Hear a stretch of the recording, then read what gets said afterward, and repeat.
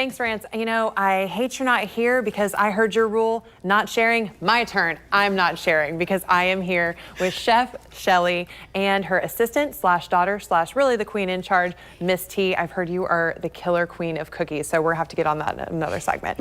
But Chef Shelly, she is here to talk to us all about canning, and she is the proprietress of the Sweet Spot and Urban Lounge. So I know that you guys do a lot of really amazing work, but today what we're going to focus on is canning. Now, as a good Southern girl, I know all about canning, and I know how amazing it is to have prepared cans in your house, but we are right around the corner from hurricane season. So Miss Shelly, why is this so important for us to have prepped and ready to go before June 1st? This is actually the best thing that you can do, because when you talk about hurricane preparedness, they talk about getting your flashlights and your batteries and things like that. But if you have power and you've lost power for some hours, after a while, you're going to get hungry. Right. That's what usually happens. It's like you lose power. Or if you're me, it's minutes. You know, and then the first thing people want to do is look in the refrigerator, like you weren't in the refrigerator when the power was on. Right. So this way you can have already prepared food, and all this food can just be open the lid and eat it immediately.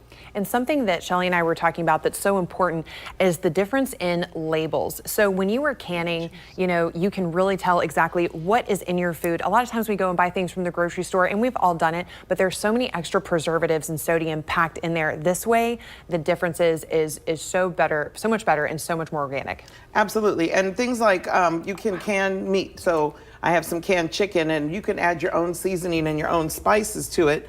And then that way you can use it for wherever you want. Or this is just chicken in the jar by itself. I had no idea you could can chicken. You can can chicken. Wow. It's amazing. And you can can beans. So, you know, you could open up all these cans, mix them together, put a pot on your, on your barbecue grill, and actually have a meal. That's fantastic. So what are some of your favorite tips in terms of how to start canning, and what are some things we need to be aware of? Things to be aware of is, first of all, make sure you have all your proper equipment. So I have a variety of jars here, from wide mouth and quart size to pints and narrow mouth. And so it depends on what you're going to can. This side on this is water bath. So these are things you could do in a pot at your house. The other things that are low acid need a pressure canner. Okay, then definitely get a good book. There's several books also at the library. Before I bought this book, I actually checked it out of the library, and then there were just way too many recipes in there, so I had to go buy my own. So that was really great. And then you want to make sure they're sealed properly and that you have them filled in your pot. If you find that you don't have enough to fill your pot, then you can water.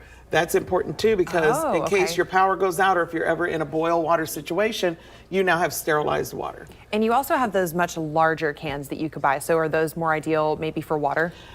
You know, these are the largest I would go is quart size. Okay. So that's the largest. You don't want to can in any of the half-gallon sizes. You can use those for decoration. I have some on my kitchen counter with just dry beans in it, just to look pretty, because, you know, that's what I do. Because we like that. We like that. Miss Shelly, before we go, can you tell us where we can keep up with you and how we can find out more about your business? Absolutely. We are on Facebook at the Sweet Spot and Urban Lounge. Our website is www.sweetspoturbanlounge.com. You can send me an email at chefshelly@thesweetspoturbanlounge.com.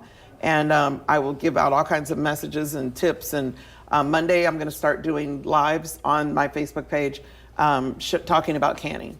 And if you need help, definitely reach out to me and I will help you. Well, thank you so much for all of those tips and tricks. You guys stay tuned. We'll be back right after this.